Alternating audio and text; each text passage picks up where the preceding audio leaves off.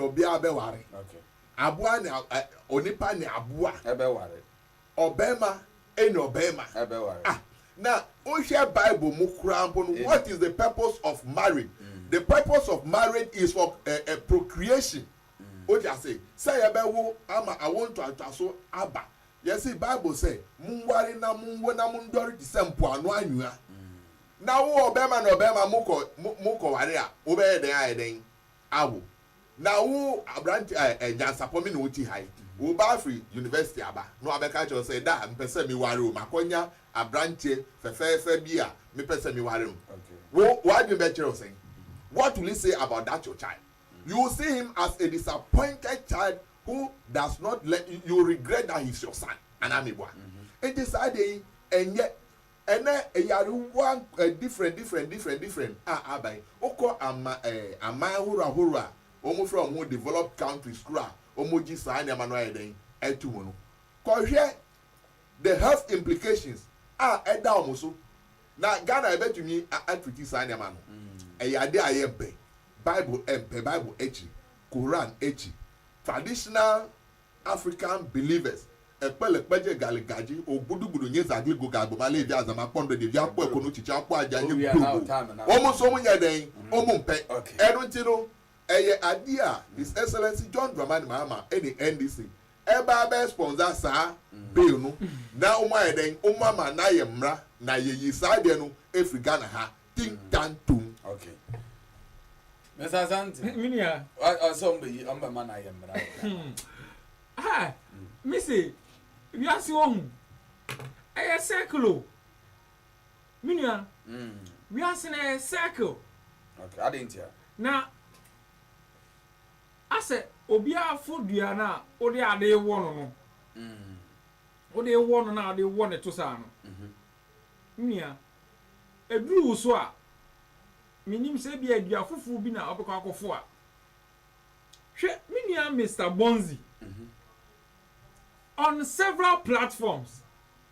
The videos are there enemiba enuntimi bo videos ni bi hwe e ka kire yen plain ejina simpie so ase yen se John Dramani Mahama ba LGBTQ hwan adie obeye fi ho straight up. John Dramani Mahama na nkasa His Excellency the President of the Republic. Ejina simpie su ka kire yen plain enye plain fa. Say about LGBTQ ne nkika ho ano no aka na plus a. Or your Assemblies of God church member. Yen kire ne sa de no. Enti oba eye dandeo. What you Minia, and then the Yadai sorry ya Ghana for say John Dramani Mahama Yaya or president. Brana best be you Minia Bonzi Kasaminia or Shas say say over science have you and do 2 minutes. Yes. Seconds. I said 2 seconds. I say and do 2 seconds. Now Abani say na and this is for the idea.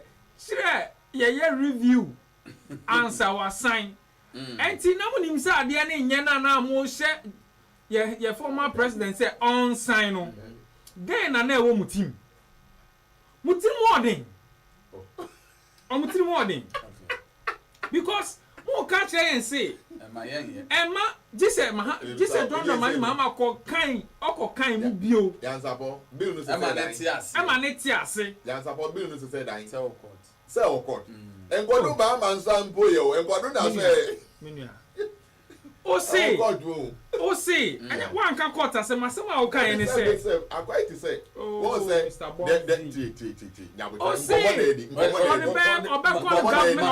government bill money we na say our general time me time ko be gen ha okay o say obeda ne government bill according to John Dramani Mahama ono so say oba be set review review conference. Yes, also be review conference. I don't know. I don't know. His Excellency the former president so be sign no. Oba be review conference. Aka mu bio answer. Enti ade na enye na no so say what nsema na egum. What massive. Aye parliament Sam George one ankasa nipa na di anim enti ade na enye no anasa ade na mo se eye no ade na mo san kwakoye hu review conference oh Mr. Bonzi president yen fa ma oya ene ene no ne sen ka aka che yen se yen fa bio no nye den e ma o na ukoye conference ben bio ade aya kan wi ya ye no bio ukoye de ma we no ane se o de o signature ye den eto ase ya ye dada minua ukoye hu conference bio de aye den ye no public government sponsored aya asemo hwe and dada asema NDC for the 2 years no minua it will ninyina it will play back to them it will play back at them and then ya china John Dramani Mahama on science abi we mon fa de no command on term on sign na what dada Ghana for there Supreme Court yen sa na subanti o o ya ase ye show din o ya ase ye show din o ya ase show you see 2028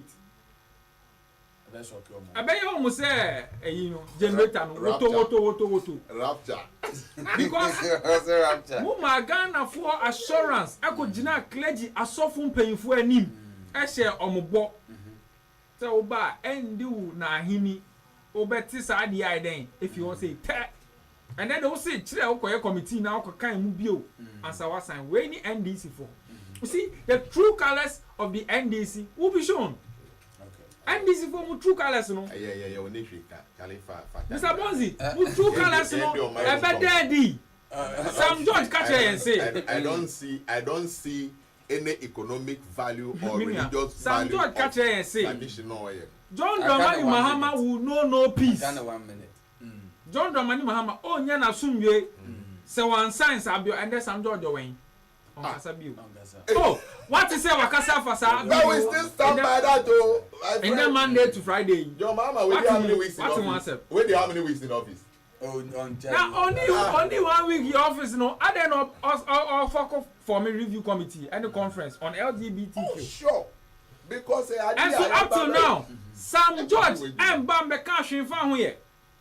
Say be obtain after review. Yo, me see the true colors of the NDC will be made known. Okay, sure. Sa atade fita na mo kata mu no. Ento ni nyina bepa. All right. There Sam George aka the records are there. Okay. The John Dramani Mahama the aka His Excellency the records are there. Okay. Say okoshia asofo one ferry. Also your assemblies member one ferry afra asofo e dey sabo say tu omanim one ferry. Okay. Obinu na sa ashase. Okay. 120 days in the same year. It will definitely come and meet us. You be who say John Dramani Mahama obesan ya na say on sign. Okay. Na you be tena say platform we aso you. You be say Mr. Bonzi say. Yeah. In some original hacker you say emedu ni nchen ye. On your conference. Yeah. No dey ya mia. Me see you ha say. Okay. You be who? All right. You beti. Okay. Yeah, and this for the You be huni ati. Mr. Francis. Nyansapo one. Me see. I did where I can wa asemi. Say no, a problem or Ghana Hana. Say any problem. Enti ade any problem. Any problem. Maybe say LGBTQ. That's maybe say a problem. Ayo. A problem to see. Okay, say His Excellency John Dramani Mahama. Yedinu waba office. So in less than 2 weeks, maybe Mr. Bonzi 2020. Maybe so. Mr. Bonzi 2025. LGBTQ plus is not a problem in John Ghana. Dramani Mahama. Okay. Wabaya o mampeni aba office in less than 2 weeks no. Okay. Sa LGBTQ nkra taya ewo Supreme Court a embedu o mampeni asoye no. Ghana for ka say eye problem ma won ana. O ja say. Me nti say Ghana ni bia ka say within 2 weeks His Excellency John Dramani Mahama sign sa bill no ye nti no eye problem. Apart from MPP for. O ja say. Now, so the way a problem cry now. He na one man a problem. Because audience say I am man penny that another that kwakufado any MPP for ya because some there and reset. Tio nkra tanu ko down when him. Ko down when him. No more less than 2 seconds. Some would be signing am na yemra. Mwen jai ama mo asan sponsor mo nkrofo ama mo de ade no akoto mu Supreme Court ene na me no ka say sakrata no eda court won fan koma mampani a wa ba mpoye but essence o mampani John Dramani Mahama e wo papa say obeyi search wa de na free Ghana for su muntino wa start here then e kan wa sem over 4 years say ni 4 years no esun na say wan sign here wa mana be mra o Ghana ha ena mo wo bibi ka ofa ho a na mo aka mo be di 8 years then na mutumi ye fa ho ade a wo tumi anye ade a wo tumi anye also be ye fi ho also be ye fi ho you are lying that's what Dramani Mahama asori a ko enu ana me so bi ko Mr. Bonzi, the Assemblies of God for yeah, be John Dramani Mahama kan or say wow say you want right values how you curriculum the term of and who here say you be sign new bia that's what John Dramani Mahama said yes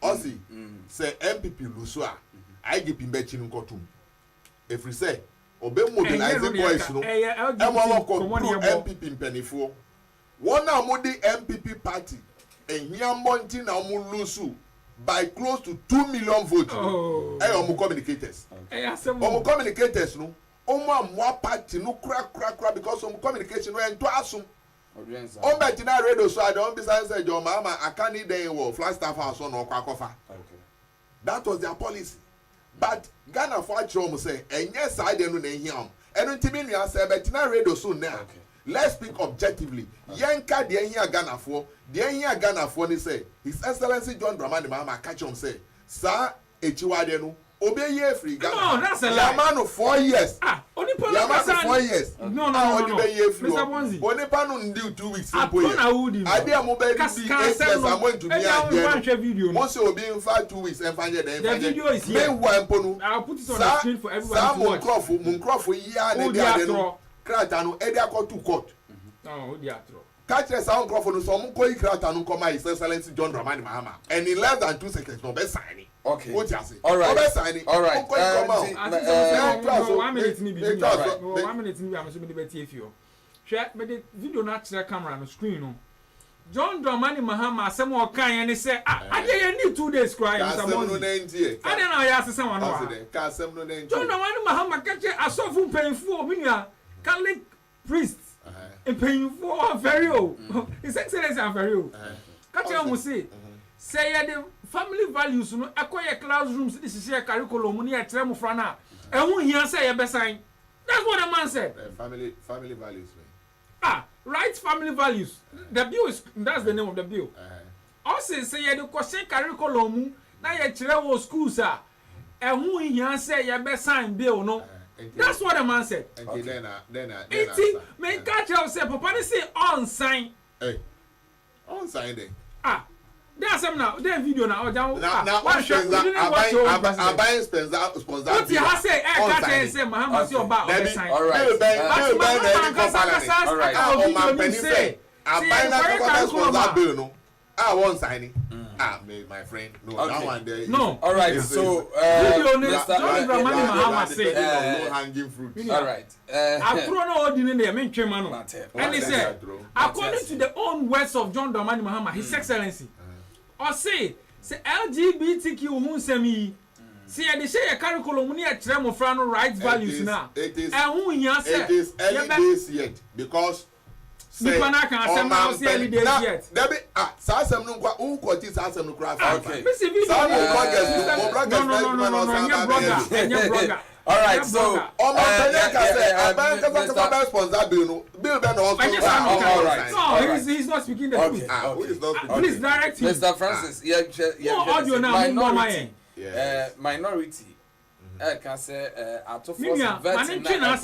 point of correction, you need minority. You are micro minority. You need micro minority. You need majority and minority. You need micro minority. They are badmin kind of almost say vetting their course at to forcing and someone or can you know onye consistent ewo My NTA, their majority for Ato Bar Force, who appeared as the finance minister designate, was evasive, inconsistent, and lacked clarity of thought. Having served as a deputy minister of finance and a ranking member of the finance committee, one would have expected his answers to be forthright and to exude concrete solutions. For instance, on the specific matter of whether the government would cater for the first year tuition fees or academic facility user fees of tertiary students as promised, we found the minister designate's response highly disappointing. How can a finance minister designate look into the faces of parents and young Ghanaian students and say that because he's not yet the minister, he cannot answer whether the pledge by President Mahama to pay for their fees will be honored? This is a clear way of telling our tertiary students that the NDC party just deceived them for their votes.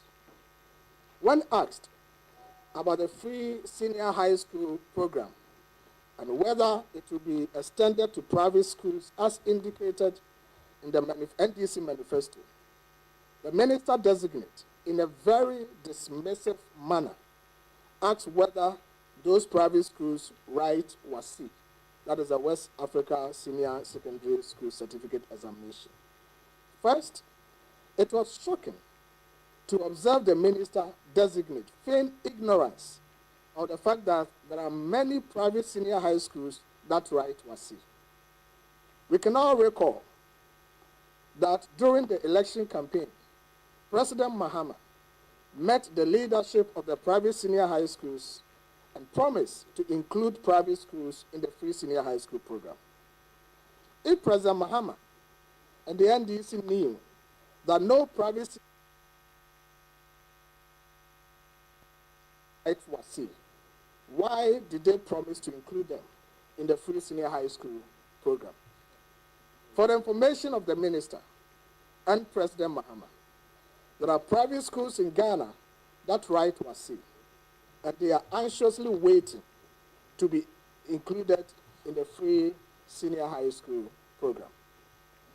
What is the finance minister?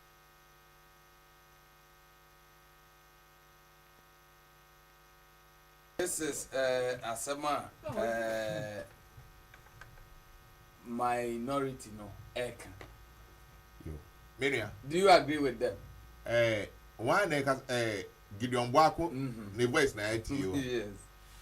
Now only how need it. Try, Mamin country micro minority of the MP. Micro minority, me pacho, and yet you almost pay. Me pacho, the Ghana for the amount when no ever count. Me pacho, ye micro. Oh, pay, and yet the Ghana minority. Me pacho, a Ghana for vote amount. Me pacho, minority. Why a micro minority? Open now, open not now. A subwa. Go to your statement. Because a minority. Yeah, Mamin control. Let's come to the substantive issue. Ghana for na tuaba. Ama His Excellency John Dramani Mahama any NDC. Sa papaya oka say. One tuaba ma NDC. Enjon kana nuntum. Non jai. Na NDC. And His Excellency John Dramani Mahama. Now woman, now mun several Ghana for because Ghana for na expect sa services no. Ono a okasa ho no no. Ade neba ko free SHS ni. Ana neba be call university. Say after there some more. No, so we don't have the right. Ghana for the right. No Ghana ni be no talk about. Ono na court na Dr. Mahmoud Bawumia office. Eno mo pa bisia. Edi ahwechiri doko be tu Ghana for so. Egu Ghana for djuma, egu eduade for djuma, egu koko ekua for djuma. Emma oda no bibia ohia ni wo Ghana ha. No odwin Ghana for ho. Odwin Ghana for ho a na oti ho ye den. And up to now no ntwa university fees emma. Ayo. Na Gideon Bwako na oti ho yeden wa Dr. Mahmoud Bawumia office for the past 8 years omo ntia onim say 8 years school fees enu ntinu me dem pa che ni say omo nka omo anuntum nice excellency John Dramani Mahama ni NDC bosha ya che Ghana for sa bosha no na Ghana for expect say yendisu university education I see about free admission has started. Yabutre, listen. Okay. You see, they ask incompetent questions. What I say? Okay. Dr. Gideon Bwakuno, he is speaking incompetently. So onya MP kura and kami di bechenu. Na ka onya abajuma da and kami di bechenu. But this is one of the learned people of the MPP. Eno kasaba saba sasa. Oh. No kasa we dey twasum.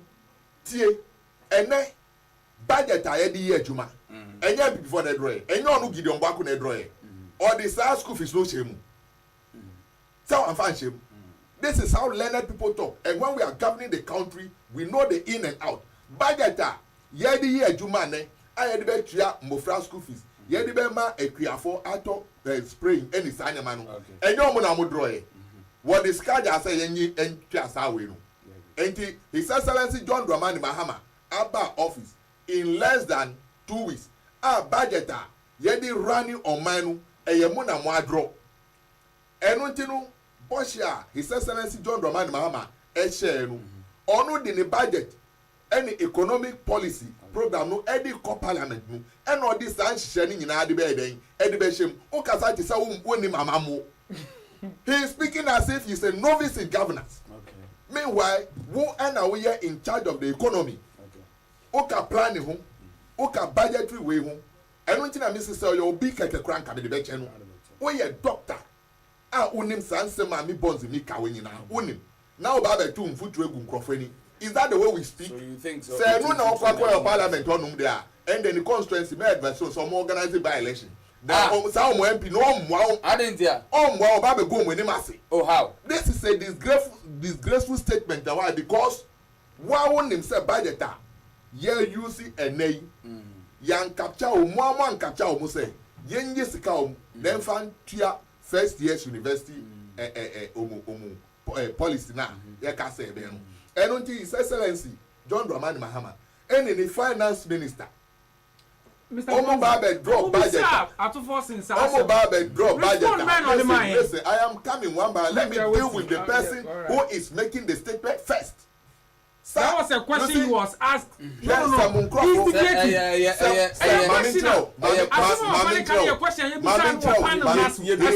has no moral right to ask such questions. He is only no, I didn't know.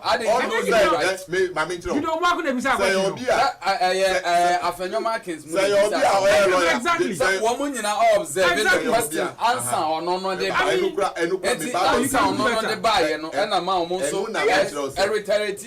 Yes, this answer what they are not okay. Then, okay, Mamincho. On about to force him, a catch on plane say, a boy, yes, Ghana for. Say you be e-levy free, you be betting tax free, you be free tertiary education. Say, or the budget no bar, obey you in your free. Wanka.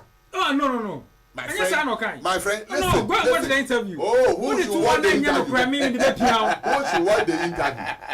Either way, did the Anina capture as headlines. I listened and watched. Okay. What you say?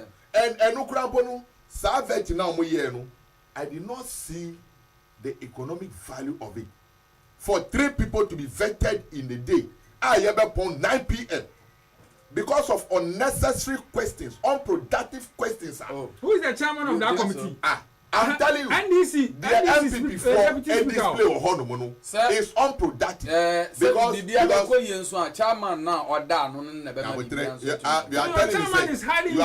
you are telling me, say, I hope you are listening to you.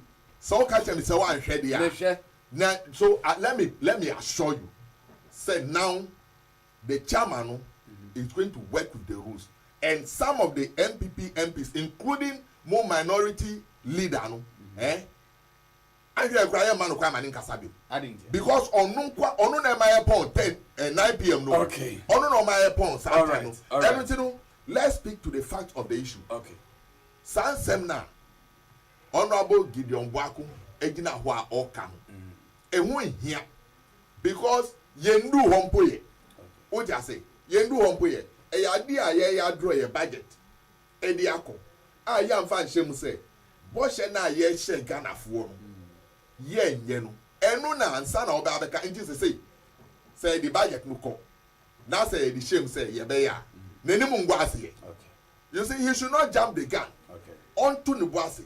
Oko parliament chair ebi our first timer onko no nko sua onko tina nche kura no sua de because amamu aye ba be bu ne all right yeah mistake Martin and this in mistake Martin mame kwa asante wo be tia wo fees na wo bia say omo entua eye mu na mo abom mo because budget e da ho no mu ne no eye budget o man penda da na do den kwa kufado Dr. Mahmoud Baumia Gideon Bwaku Apenyo Markins eye MP for any honorable and odo pre omo na mo draw sa budget we di koye e na omo yi school fees I say ye Chiama university students e na omo yi free ho it is your own cup of asante do aka on any yard nanka it's a fact that's on the yard it's a fact it's a fact Mr. Bondi, yes. You calm down. I'll calm down. Do the what the nyabo tira no ngasa how the nyabo tira no ngasa take your cool car being in power is different from being in opposition. Sure, that is factual. Majatu. Pressure because we have been in government before, we have been in opposition before. Last one, we say Mr. Bonzi no for back last one. One way back 2012. I'm not in opposition 8 years, and I could check out with an age. Our friend almost 18 years. Not just a what if you know as a pressure. I'm not to offer to one refugee. Mr. Bonzi, yes, beside to be in power, you're different from the opposition. Yes. Don't act like you are in opposition. You are in power. Mr. Bonzi, yes. Many of your people are just remind them. Still, I say. Others who opposition. Mr. Bonzi, please. Yeah, the government is in power. Okay. Opposition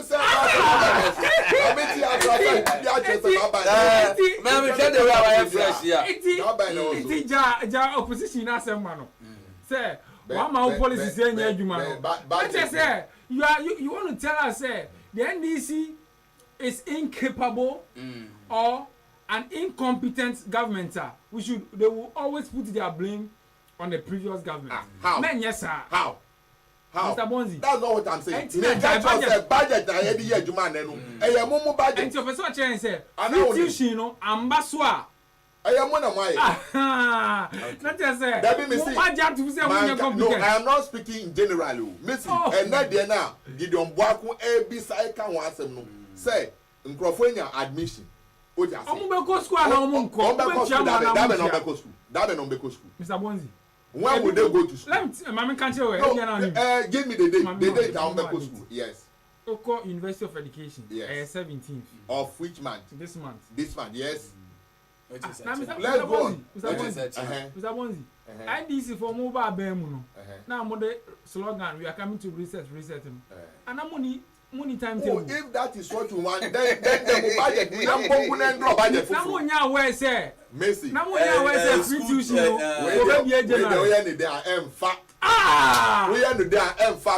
we are not speaking with fact. The bachelor say, Mr. Bonzi, NDC communication officer, Upper West Akim. Let it be on record say, budget I have on my way from January, February, March, no. Budget MPP for adults. And we say, "Oh, but February go school in January. Then you plan the school fees are a MPP for the year free budget."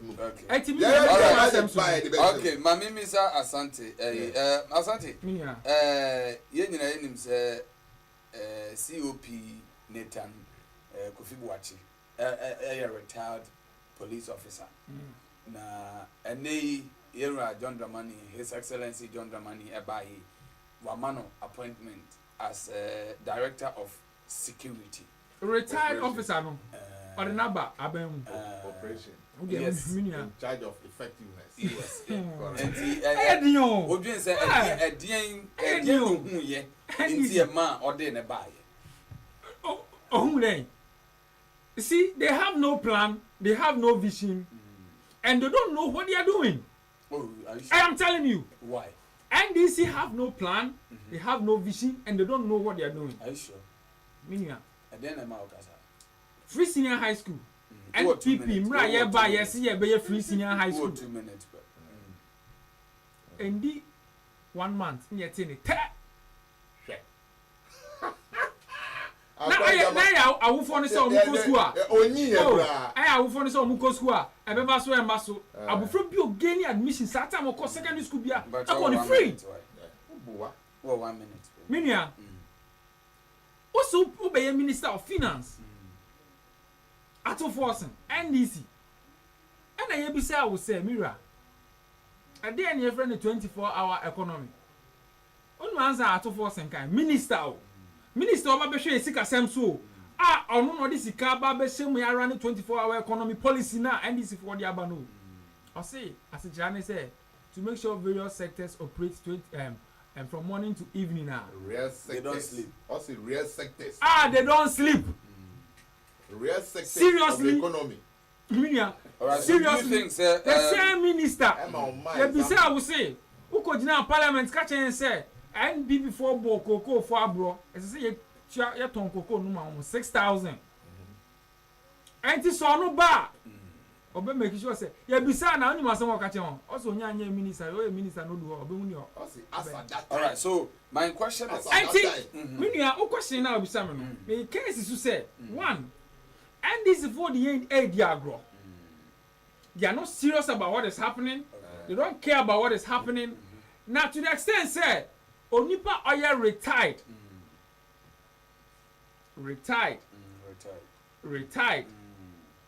Say, Oya in charge of effectiveness. Oba, you didn't buy the boomine.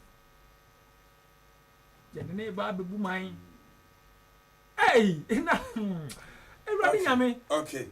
Mr. Bonzi, I know on your way. Okay. So I retired. Yeah, Mr. Bonzi. Yes. Mr.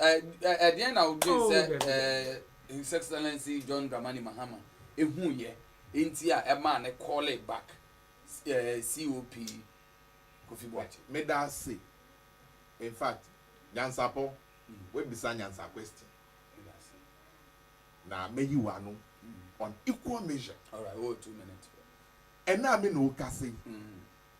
Appointments now, His Excellency John Dramani Mahama AM or yellow meticulously. Okay. Now, Obi Bia ne who I born in any of the fields